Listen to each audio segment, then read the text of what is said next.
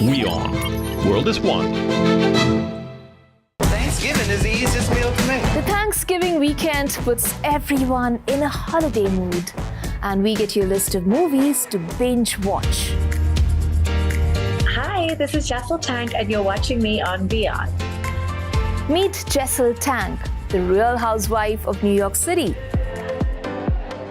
and know all about Hollywood stars and their journey to sobriety. All this and much more with me, Isha Hanspal, at these times only on WION E-Club.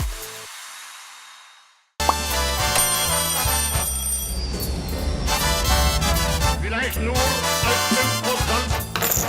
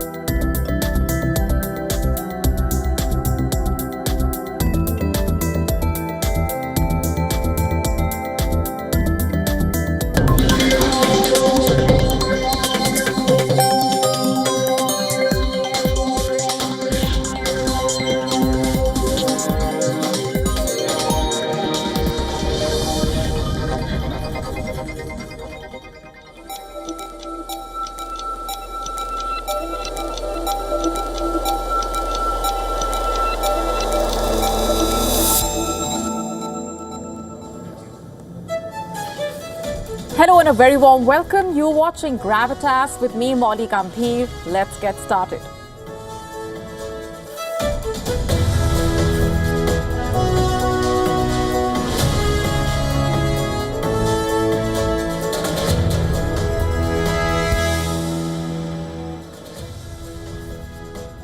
Our top story tonight on Gravitas is about Vladimir Putin's new missile that can destroy Kyiv and remains a threat to its existence.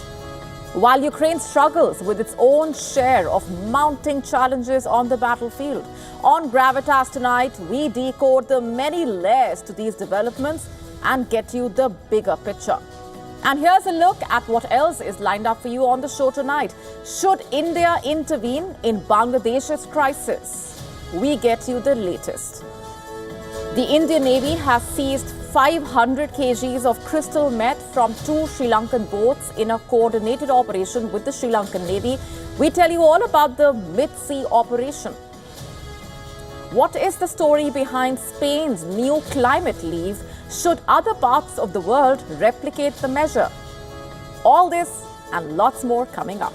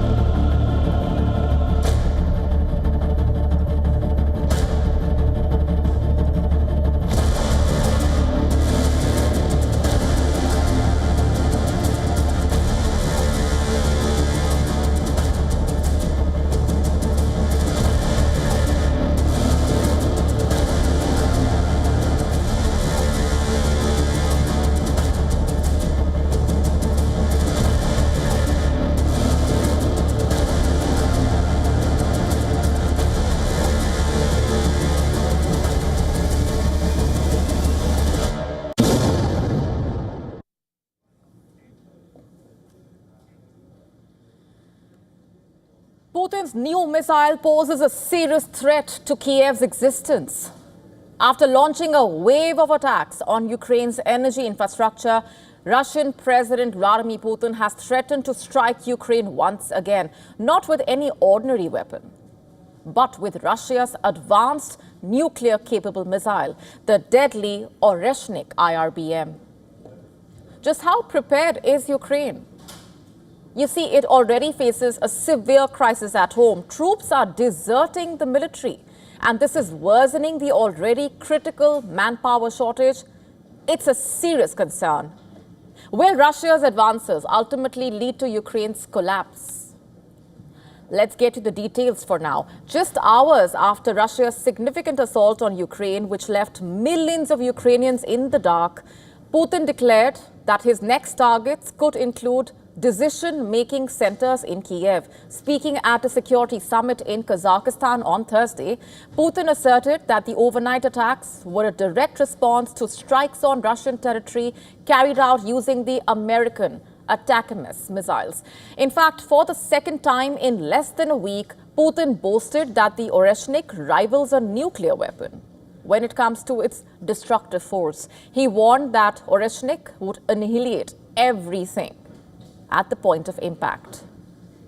However, he clarified that it would not be armed with a nuclear warhead, nor would it cause radioactive contamination. Listen to this for yourself. Let me remind you once again how the Oreshnik works, since you've asked. Dozens of warheads, homing warheads, attack the target at a speed of 10 Machs, which is about 3 kilometers per second. The temperature of the striking elements reaches 4,000 degrees.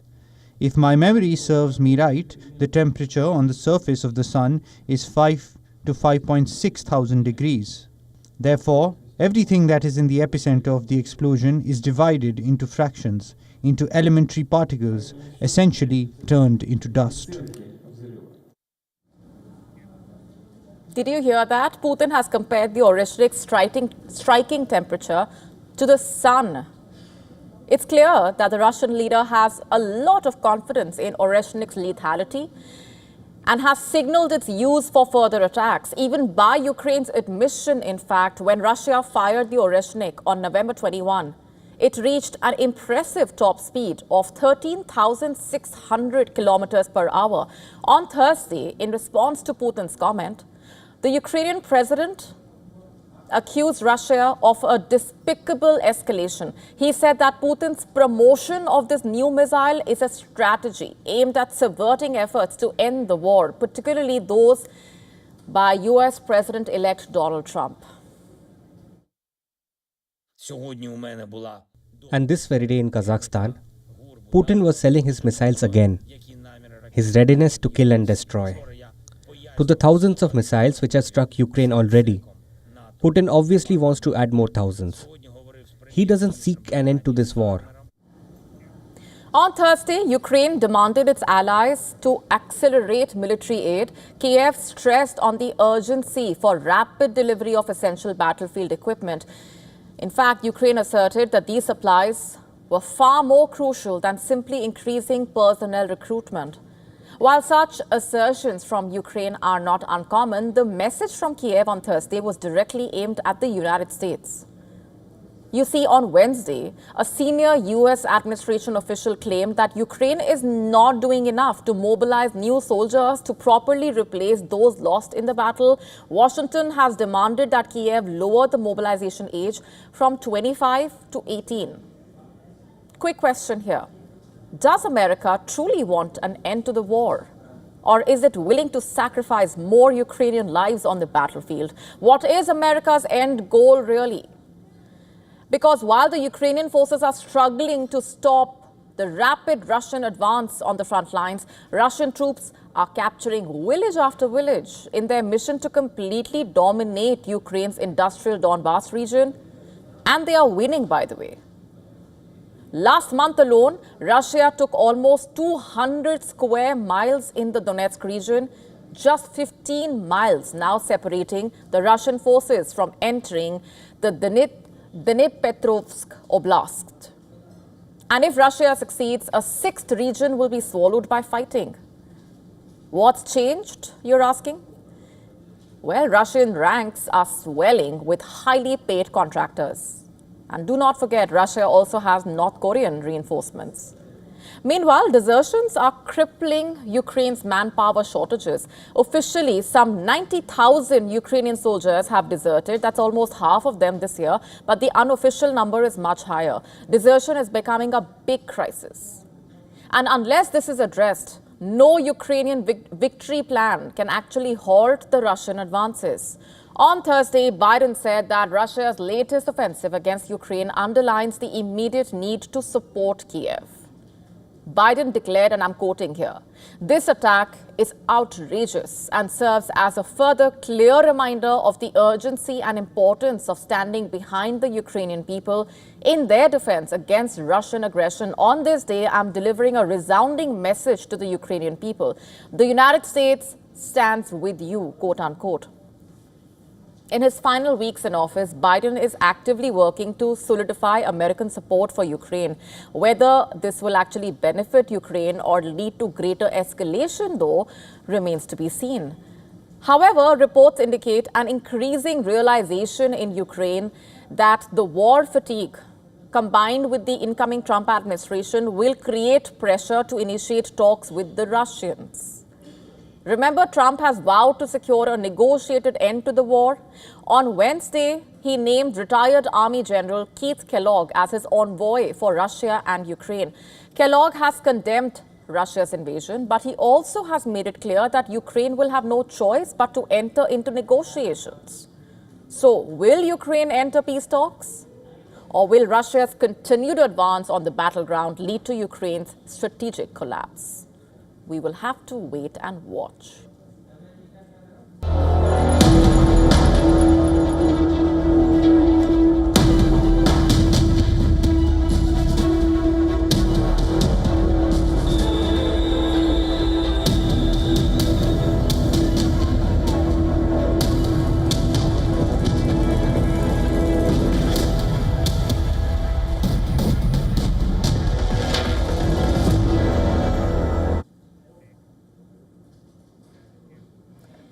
India has hit out at the interim government in Bangladesh, stressing it must do more to protect the minorities. This amid a series of attacks against Hindus in Bangladesh under the present dispensation and what India sees as not enough being done to stamp them out.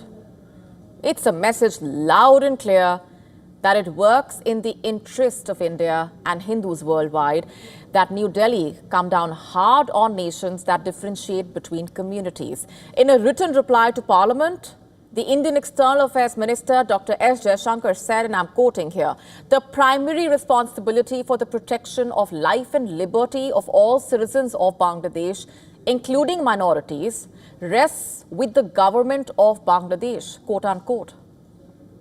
In the aftermath of cases of violence against the Hindu community in Bangladesh, the Indian Parliament had asked the government to spell out the steps that it proposes to take to check recurrence of these incidents. In fact, the Ministry of External Affairs spelled out that India's stance will be a strong one. The interim government must live up to its responsibility of protecting all minorities. We are concerned at the surge of extremist rhetoric, increasing incidents of violence and provocation. These developments cannot be dismissed only as media exaggerations.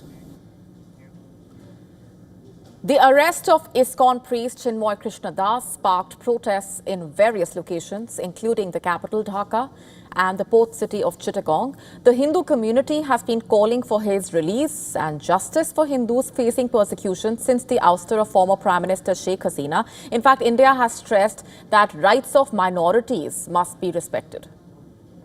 As far as the question of the arrest of Sri Chinmoy Das is concerned, we had made a statement on that, and it is our expectation that cases against individuals,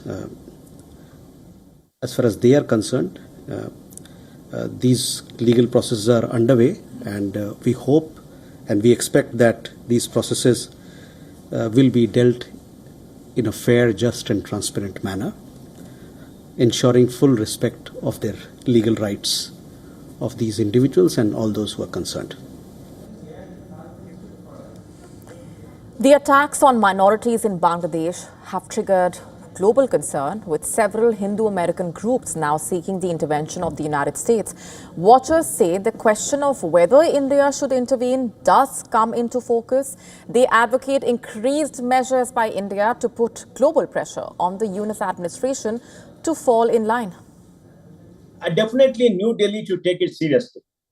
Now, when you talk about intervention, what is intervention? We have lodged a protest. We have called upon the government to do this. Yes, we must put more pressure on the government. And I think quietly behind the scene, we must mobilize global opinion, including the United States. So I think India should use back channels to in other countries to inform them so that there is pressure put, because a clear case of genocide, clear case of the state participating in this activity. An Indian-American body urged US President Joe Biden and President-elect Donald Trump for an independent inquiry into the rising incidence of attacks on minorities in Bangladesh, while another group sought to make US funding to Bangladesh contingent on actions taken to protect the minorities.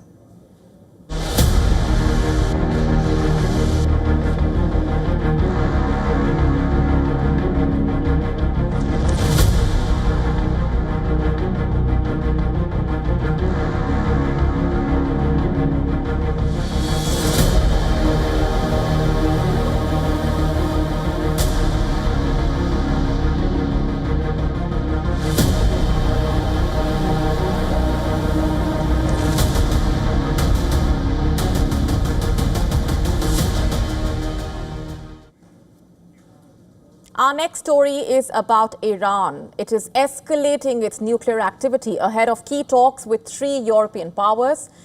In fact, Iran has started the insertion of uranium gas into its newly activated advanced centrifuges.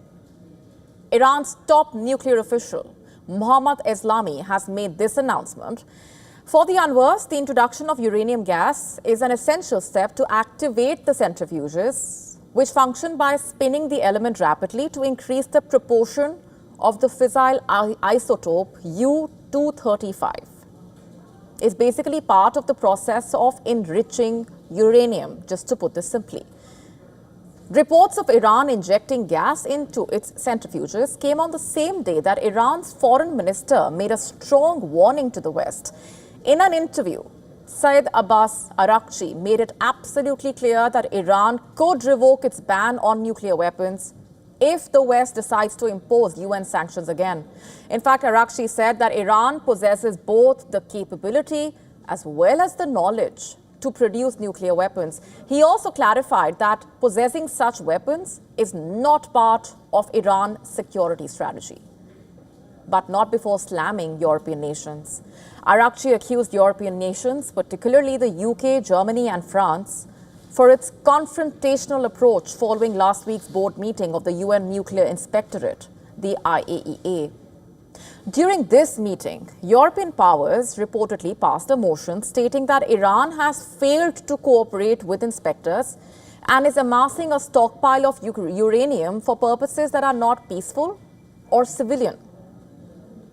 In a defiant response to IAEA's resolution, Tehran announced this week it was activating new and advanced centrifuges, further advancing its nuclear program. Iran's nuclear program has already made the West anxious. They say that Iran already enriches uranium at near weapons-grade levels and boasts a stockpile enough for several nuclear bombs if it chooses to pursue them.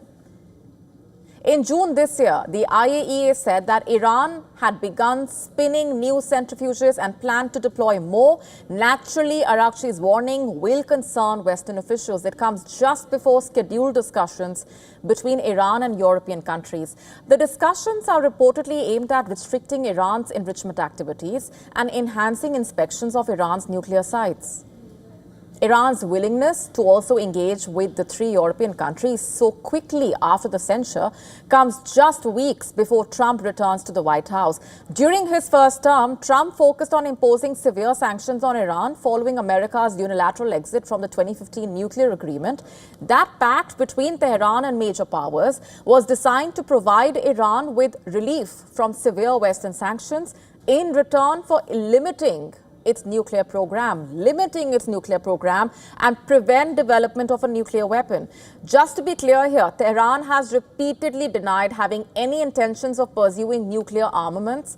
But in response to the US exit, Tehran reportedly weakened its compliance with the agreement, increasing its uranium enrichment levels to 60%. That's nearly the 90% needed, by the way, for a nuclear bomb. Even when Biden came to power, indirect discussions between Washington and Tehran to revive the nuclear deal did not quite succeed.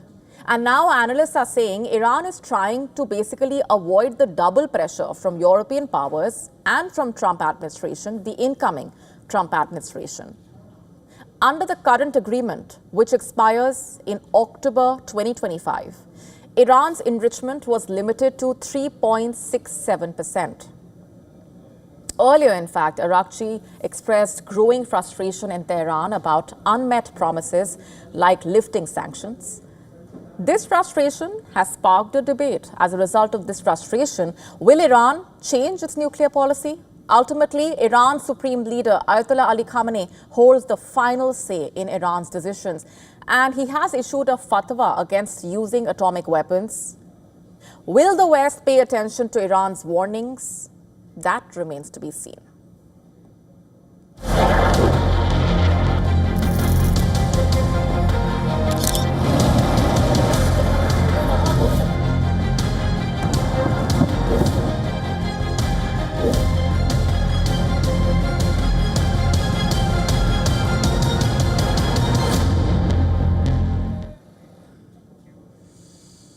Let's now talk about what's happening in Syria. Anti-government rebels in northern Syria have launched a new and sudden offensive. They are taking advantage of Israel's efforts to undermine Iran's regional allies. After achieving only modest success in recent years, they have already secured the control of around 40 towns and villages previously held by government forces. They have also taken control of a Syrian military base. The visuals are on your screen. They are from today. Footage released by White Helmets, which is the Syrian civil defense, showed smoke rising with craters and shelling remains on the ground. This is the aftermath of the shelling in Syria's Aleppo. Russian and Syrian warplanes bombed the rebel-held northwest Syria near the border with Turkey to push back an insurgent offensive. The rebels, in fact, have captured territory for the first time in years. Coming together for an anti-regime operation, rebels from various factions closed in on Syria's second largest city, Aleppo, on Thursday. Aleppo has been controlled by Assad's government and pro-Iranian militias since 2016. The rebels said the offensive was launched to deter the Syrian government and Iranian militias who declared an open war on the Syrian people by striking areas with displaced populations. Wednesday's surprise operation marks the first big conflagration between Syrian rebels and the regime since March 2020, when Russia and Turkey mediated a ceasefire in the north of the country.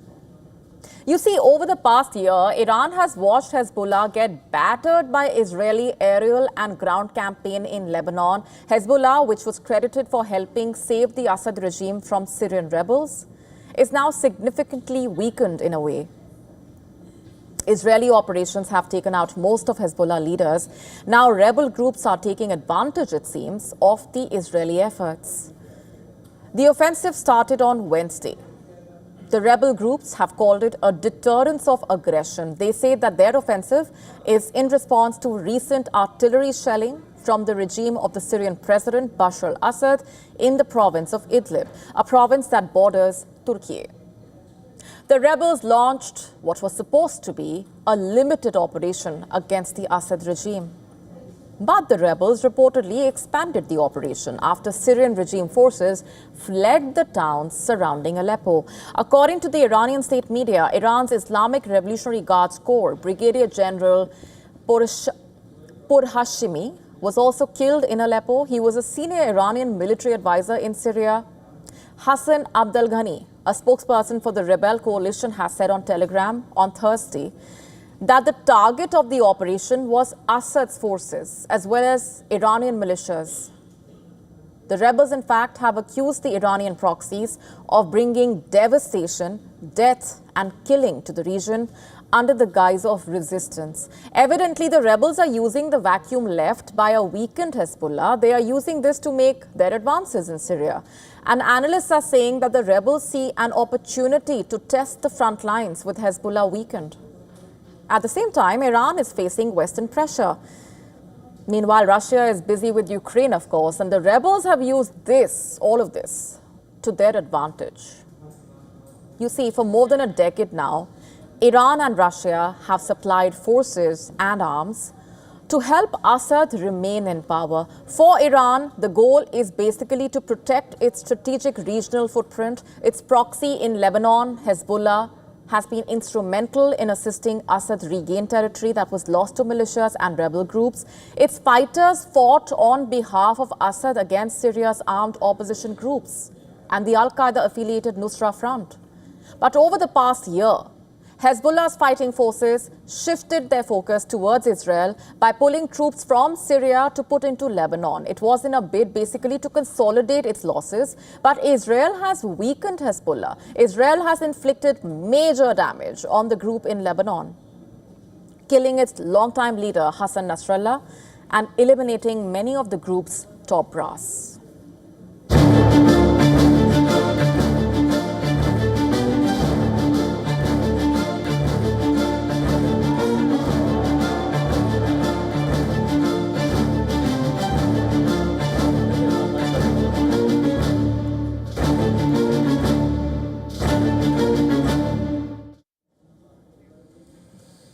On to the U.S. now. A lot has been said about the equation between the U.S. President-elect Donald Trump and Tesla CEO Elon Musk.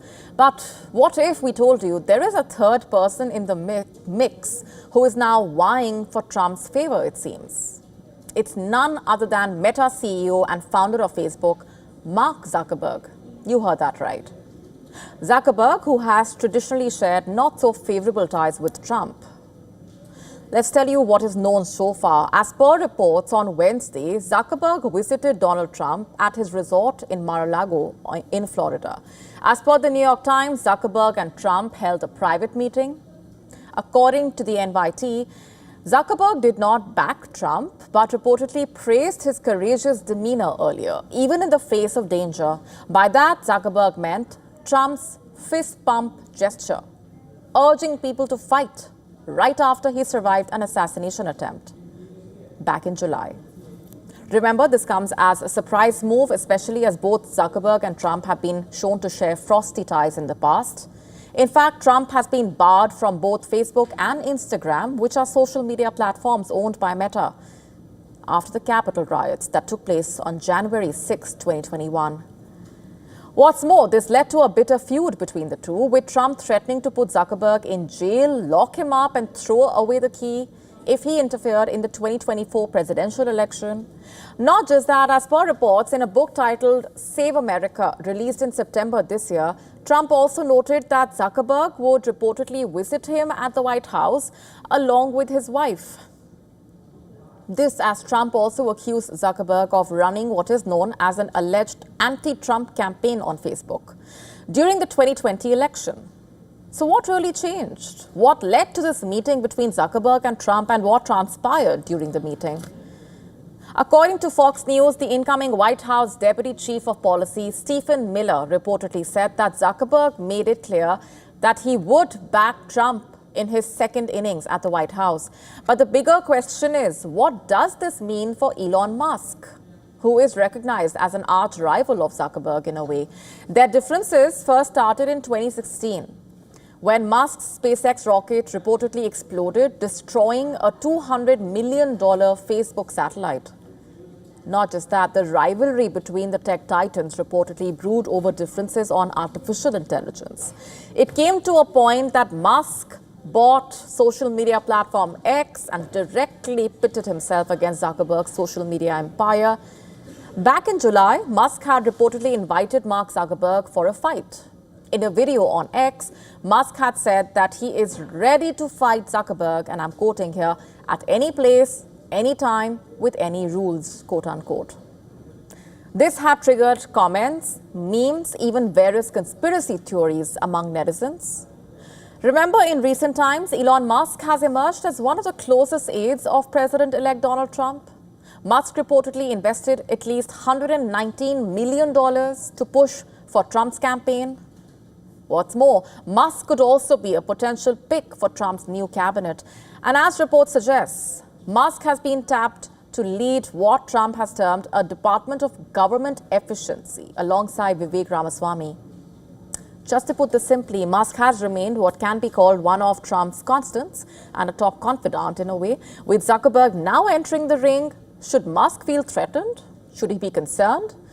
It's important to mention the one thing both the tech giants reportedly agree on is cost-cutting drives under the new government under Trump. In fact, as per reports, Zuckerberg had backed Musk's cost-cutting at Twitter, and taking cues even reportedly slashed many employees at his own companies.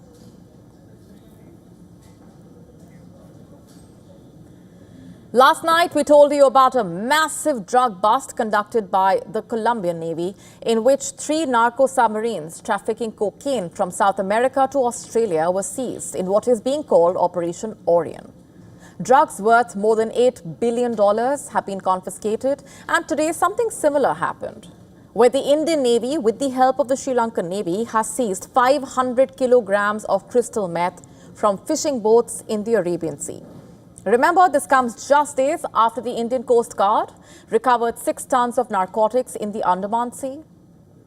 Let's break it down for you. On Friday, in an official statement, the Indian Navy stated the 2 boats, along with crew and seized narcotics, are being handed over to Sri Lankan authorities for further legal action, quote unquote. According to reports, one additional Indian naval ship was also deployed to aid in the anti-narcotics joint operation. Let's give you the lowdown of what exactly transpired. The operation was first initiated based on information received from the Sri Lankan Navy. What did they say? The Sri Lankan Navy reportedly told the Indian Navy about the fishing vessels in the Arabian Sea and possible narcotic smuggling by them. Acting swiftly, the Indian Navy launched a coordinated operation to locate and intercept these boats. Not just that, extensive surveillance was undertaken by Indian naval patrol aircraft and remotely piloted aircraft. This was based on inputs from the Information Fusion Center, Indian Ocean region in Gurugram. Now, why is this significant? According to the Indian Navy, the operation reaffirms the close partnership and bond developed between India and Sri Lanka and their naval forces. The Indian Navy also added that operations like these show the combined resolve of both countries and navies to address regional maritime challenges as well as ensure safety and security in the Indian Ocean region. However, this is hardly new. In fact, as per our sources, just earlier this week, on November 25, in a coordinated sea-air operation, the Indian Coast Guard has seized over 5 tons of narcotic contraband, with initial testing indicating it to be banned methamphetamine drug from a fishing trawler in the Andaman and Nicobar Islands. What's more, according to reports, it's the biggest ever seizure made by the Indian Coast Guard till date. As per officials, the drugs are valued approximately at 36,000 crore rupees. Reports suggesting weeks back on November 15, 700 kg of drugs was seized in Gujarat's Porbandar by the Narcotics Control Bureau, Anti-Terrorist Squad and the Indian Navy. Imagine huge quantities of drugs worth crores transported from one part of the world to the other across borders in a matter of days, weeks and months. Let that sink in.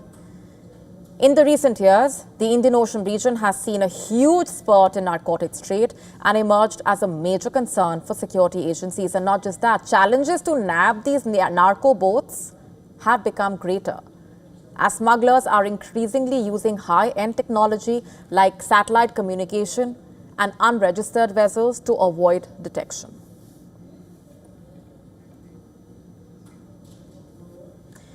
On to Spain now. It has introduced a new paid climate leave that gives the workers 4 days off during extreme weather. The new measure comes in the backdrop of deadly flash floods a month ago and massive protests over shortcomings in alerts and allegations of mismanagement. The newly enacted law basically protects the rights of workers not to go to work in the event of catastrophes or climate-related weather alerts that could put them in danger. The country's Council of Ministers approved the new climate leave on Thursday in the hope of ensuring citizen safety when there is a serious and imminent risk. As per the rules, the workers will be given up to 4 days of paid leave if they are unable to get to their workplace due to extreme weather conditions. The Spanish government trialed the new policy in areas impacted by the catastrophic weather event in October. It will now be rolled out nationwide. Climate leave, inspired by similar legislation in Canada, will be based on alerts about climate or met disasters from authorities. It will basically protect the workers if the companies decide to deny permits. The rule, which is expected to come into force, will be published in the official state gazette and will need to be validated within a month in the Congress of Deputies. The Minister of Economy clarified, meanwhile, that these permits will be available when people cannot physically go to work and cannot work remotely. If more days off are required, companies will also have the option of integrating employees into the existing labor procedures or extending the permit and contributing to paying for it themselves. The flash floods in the Valencia region in October left more than 200 people dead and rendered many without clean water and food. The new law aimed to protect workers was approved alongside the third package of aid for those impacted by the tragedy.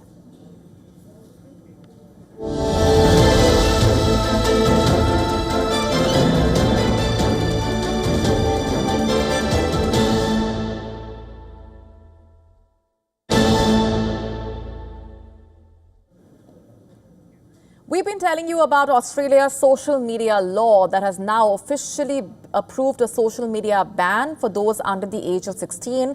And now, in the latest development, on Friday, big tech corporations have hit out at the landmark law, saying that the law was rushed through the parliament. That's what they allege.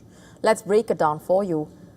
As per reports, on Thursday, Australia formalized the stringent law that forces tech giants from Instagram and Facebook owner Meta to TikTok to stop minors logging in or face fines of up to $49.5 million. In a statement to Reuters, TikTok, famed for being a platform where teen users upload and share videos, has said that this move could see young people pushed to darker corners of the internet. What's more, Meta criticized the law, saying it was a predetermined process. Meanwhile, Snapchat parent Snap said the law leaves many questions unanswered.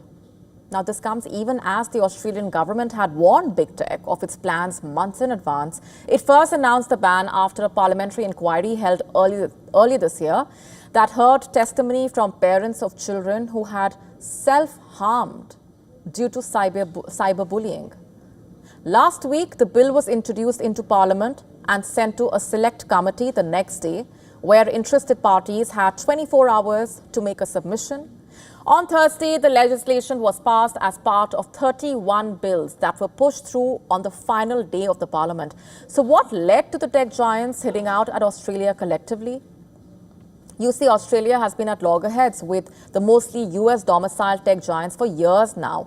According to reports, it was the first country to make social media platforms pay media outlets royalties for sharing their content. And early this year, it planned to threaten them with fines for failing to stamp out scams.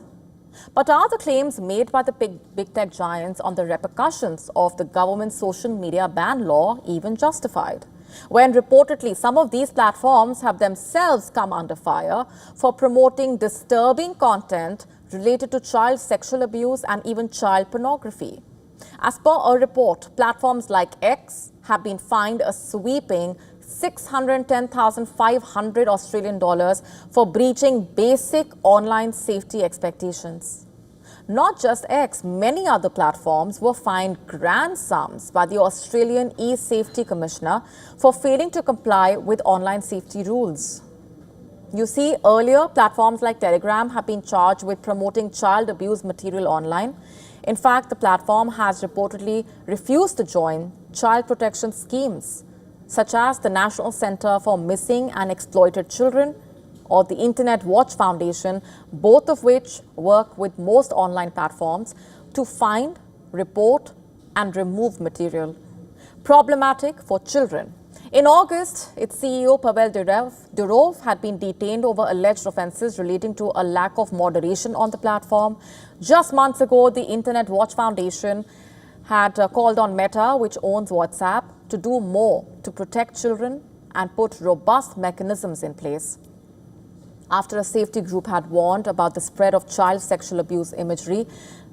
What explains this really, or the moral high ground of big techs who either overlook or fail to implement these measures on their own platforms? Are they really eligible to comment on child safety violations when they themselves are reportedly complicit in enabling them? The military and defense cooperation between China and Russia drawing closer is becoming a growing cause of concern for South Korea. In the latest instance, the Chinese and Russian militaries carried out the 9th Joint Strategic Air Patrol over the Sea of Japan.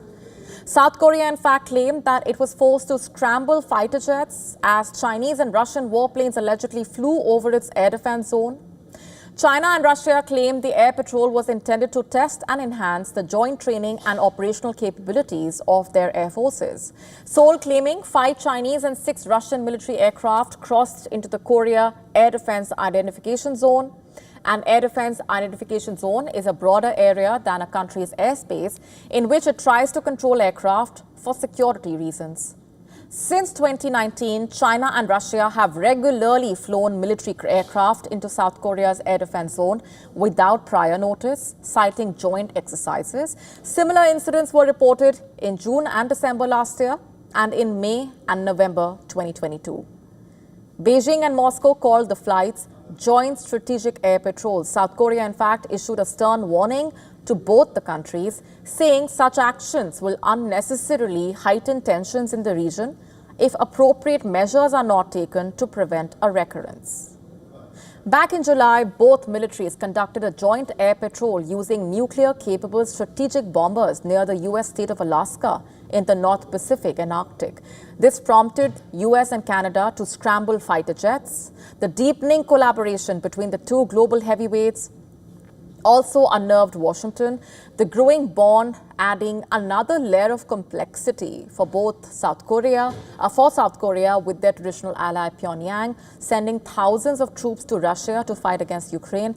While Ukraine accuses Pyongyang of sending 100,000 troops to Russia, Moscow has neither accepted nor denied the claim. A new study published by The Lancet reveals that between 2000 and 2019, health issues linked to air pollution from landscape fires caused over 2.5 million deaths in India. These include wildfires and human-planned fires, like the burning of farm stubble.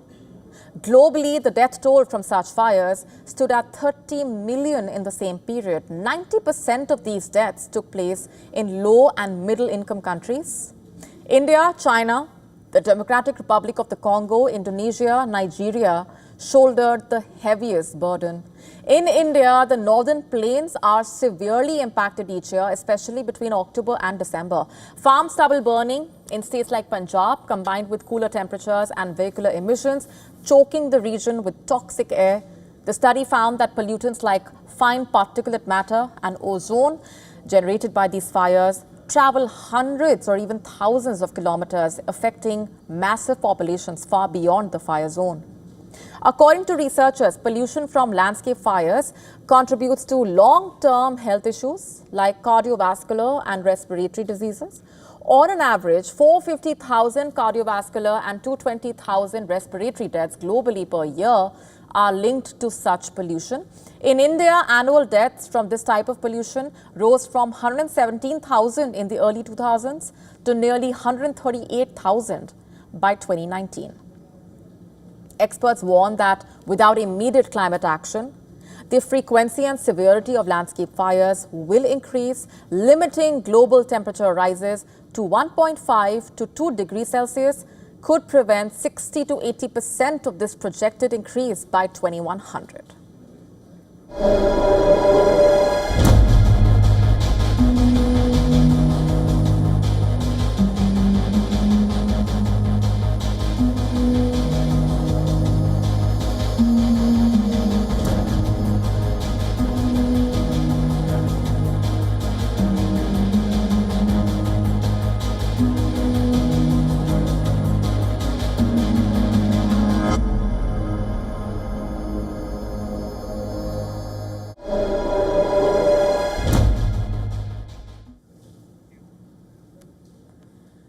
Shifting focus for now, the weather system that's been brewing in the Bay of Bengal of India's southeast coast has intensified this afternoon. This weather system is now a cyclonic storm named Fengal. It's likely to cross the Tamil Nadu coast between Karaikal and Mamallapuram mid-Saturday. The cyclone, in fact, is expected to carry winds at 70 to 80 kilometers per hour with gusts up to 90 kilometers per hour. The cyclone is widely regarded as a challenging meteorological feature. The system took an entire week to gradually travel from the Sri Lankan coast to the Tamil Nadu coast and then evolve. Fishermen have been advised not to venture into the Bay of Bengal till further notice. The Indian Met Department has issued a cyclone alert for these regions that could be impacted by the cyclone's landfall. These are the Union Territory of Puducherry, the northern parts of Tamil Nadu, such as Chennai and the adjoining districts, and the southern districts of Andhra Pradesh. Interior districts have also been warned of rainfall as Fengal moves inland after Sunday. The impact of Cyclone Fengal has already been felt in the southern state. Ahead of the cyclone's impact, the capital city of Chennai experienced high tides and gusty winds. On Thursday, heavy rainfall caused widespread damage to paddy crops across 800 acres in Nagapattinam district. On Friday morning, the threat of heavy rainfall prompted schools and colleges to shut for the day in several districts. The Indian Navy has activated its comprehensive disaster response plan. Under this plan, the Eastern Naval Command will work to mitigate any potential impact by focusing on humanitarian assistance as well as disaster relief. It will also look at search and rescue operations. The Indian Navy is working closely with the state government to ensure rapid response. Vehicles are being loaded with relief material, including food, drinking water, and medicines. Specialized flood relief teams, or FRTs, have also been positioned in the vulnerable areas.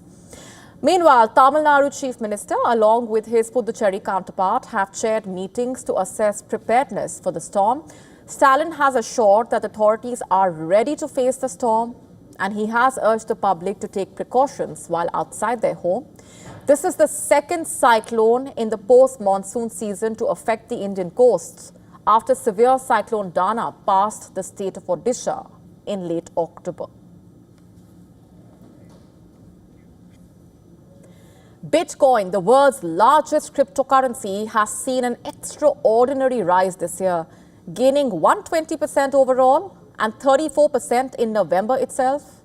Its value peaked at a record high on November 22, driven by the US presidential election results and the election of pro-crypto lawmakers. However, Bitcoin's volatile nature came to the forefront as prices fell over 8% to a one-week low. This rally follows a significant halving event in April 2024, a key factor often linked to price surges in the crypto market. Experts caution against overexposure to Bitcoin despite its meteoric rise. Financial podcaster Carmen Mayer described Bitcoin as a valuable diversification tool but warned of its extreme volatility, which can result in rapid price swings both upwards as well as downwards. Ich würde nie mein ganzes Geld in Bitcoin reintun. I would never put all my money into Bitcoin. 10% of my liquid net assets is perfectly adequate, I think. But I think it's a nice diversification. It's different from shares. It's different from property.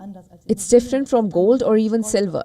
And it's also an exciting technology that you can get involved in when you're invested and follow what's happening, including with Ethereum and the other cryptocurrencies that are out there. Ethereum und den weiteren Cryptocurrencies, die es so gibt. Similarly, Volker Bruel, Managing Director at Frankfurt Center for Financial Studies, advised the investors to consider whether current high prices justify new market entries, emphasizing that Bitcoin's historical cycles often include significant setbacks following sharp gains. The price of Bitcoin has risen enormously since the beginning of the year. It has more than doubled. However, it must also be said that many factors have contributed to this. Firstly, low interest rates. There is a lot of liquidity in the market. Bitcoin has also established itself as an investment, but a very decisive factor has also been the re-election of Donald Trump, who is betting heavily on cryptocurrencies. And since 5th November alone, Bitcoin has gained 40%. Bitcoin's future remains uncertain, shaped by factors like market sentiment, adoption, and government regulations. While the post-election environment in the US appears favorable for cryptocurrencies, concerns about inflation persist. Analysts suggesting monitoring technical indicators and live price trends closely to navigate potential market catalysts ahead. For now, Bitcoin's recent consolidation hinting at a pivotal moment, whether the cryptocurrency sustains its upward momentum or faces another significant correction.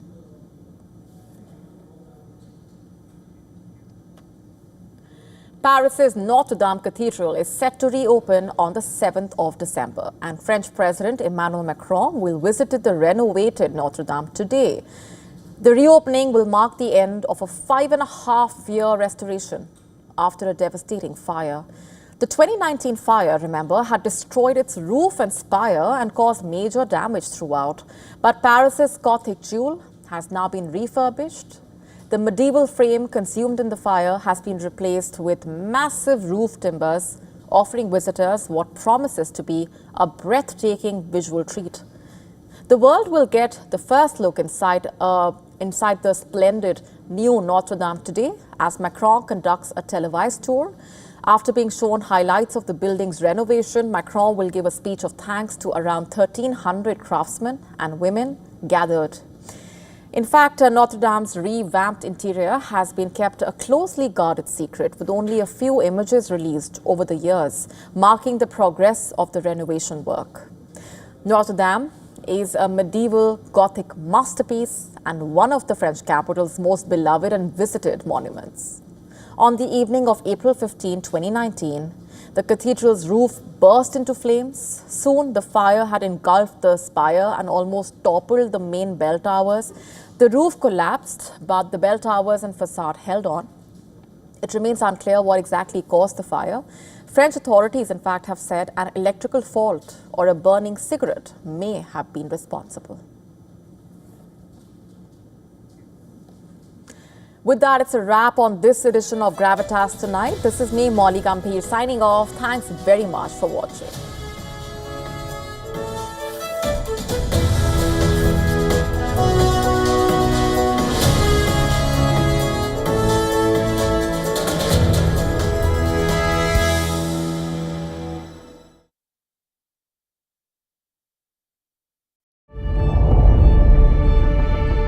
The Earth is sending distress signals. Wildfires, droughts, and melting glaciers. Can we reverse the damage? Explore the harrowing effects of climate change. It's a wake-up call. Global emergency. Climate Tracker on WION World is One.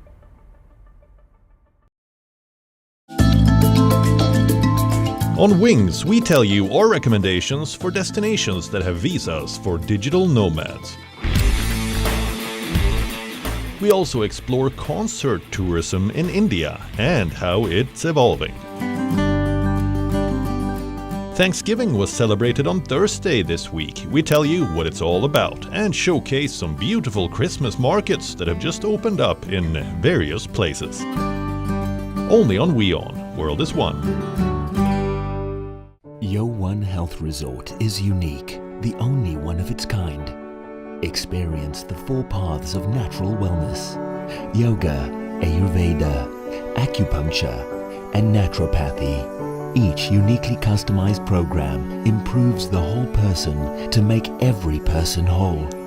Come to WION Health Resort. Make your reservation at yowon.com. This week on Inside South Asia, clashes and fierce attacks in Pakistan's capital of Islamabad as former Prime Minister Imran Khan's employees storm the capital, crying foul against the government. Rohingya refugees in Bangladesh's Cox's Bazar recruited for the insurgency in Myanmar, fighting alongside their own tormentors.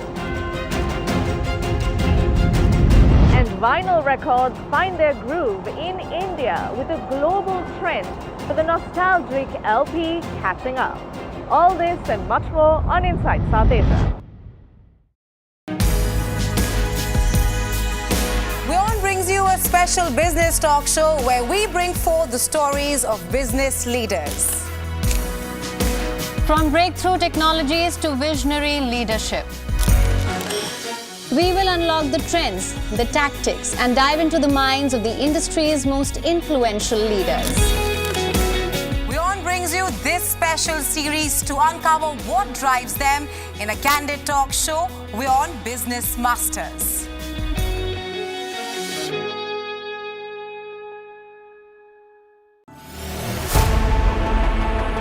Know more, understand better, think ahead. Hello and a very warm welcome. You are watching Gravitas with me, Molly Gambhir.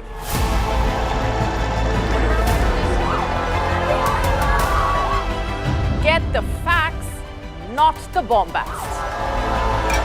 On the 26th of March, dynamic pricing, Baloch separatists,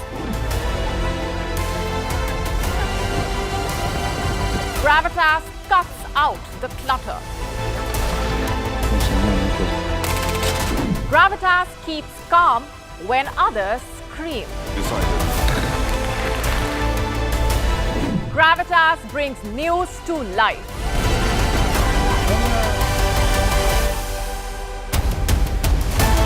Weekdays 9 p.m. IST, 3:30 p.m. GMT. Gravitas. Seeing is believing.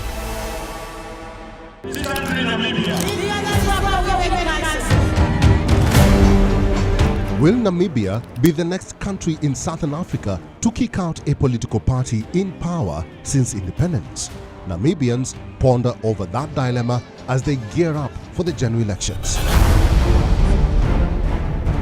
Ugandan opposition figure Kizza Besigye appears in a military court in Uganda days after he was reported missing during a book launch in Kenya.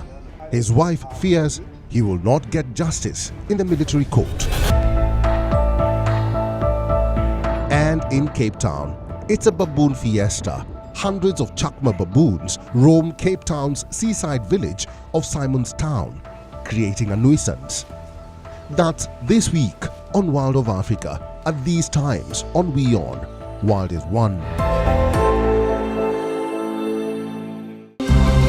To bring the benefits of the Subhash Chandra Show to your educational institution, teachers and students, send an invitation to Juhi Jha at juhi@such.org.in.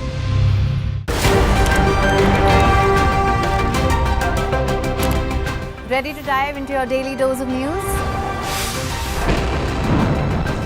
Bringing you what's trending in the West and all that's setting trends in the East.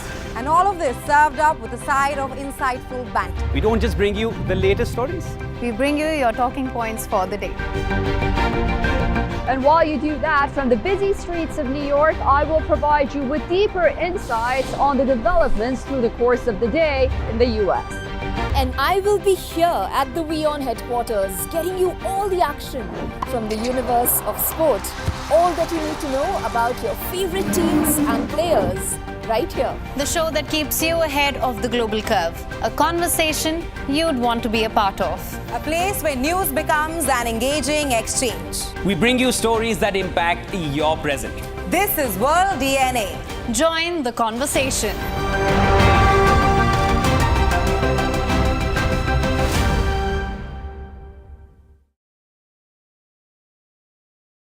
WION, India's global voice.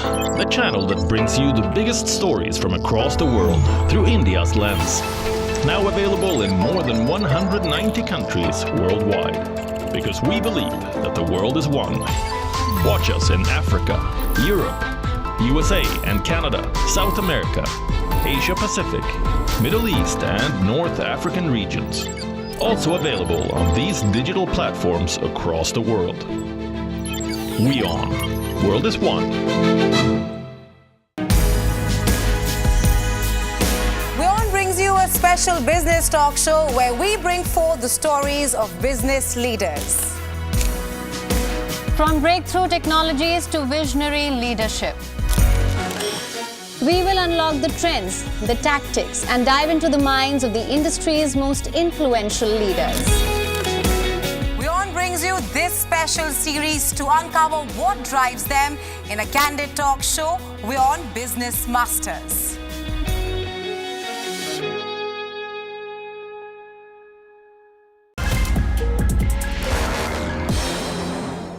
I think this WION Business Masters is a actually great show for two reasons. One, usually we are able to not talk about what goes on in the background of the companies as they were built over the last 10-15 years. And secondly, a lot of people at some point in their life maybe thinking about whether they want to be in a job or they want to start their own companies. And it just gives them perspective of some of the challenges that they may see as they take the decision.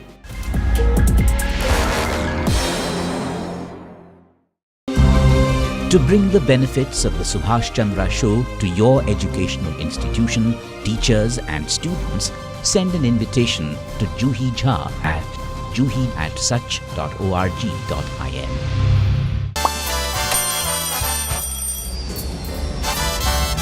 Vielleicht nur als Imposant.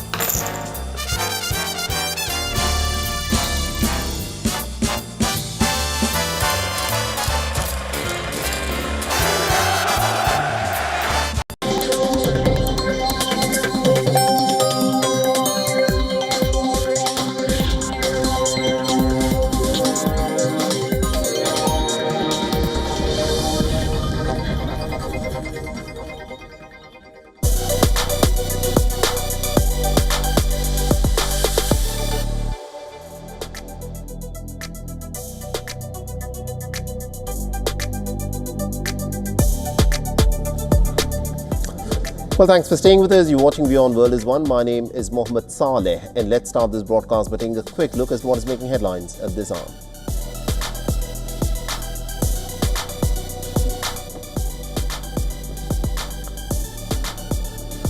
Now, the Russian and the Syrian warplanes bombed the rebel-held northwestern part of Syria.